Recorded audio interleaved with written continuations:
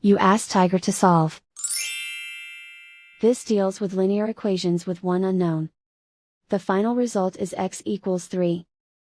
Let's solve it step by step. Group all x terms on the left side of the equation. Add 3x to both sides. Group like terms. Simplify the arithmetic.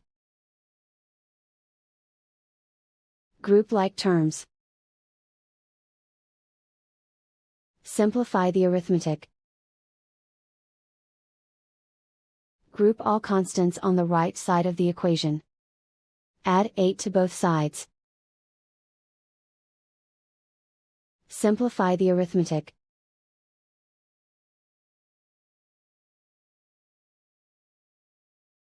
Isolate the x. Divide both sides by 7.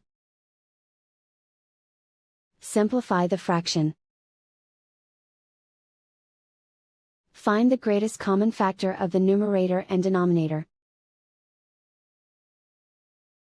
Factor out and cancel the greatest common factor.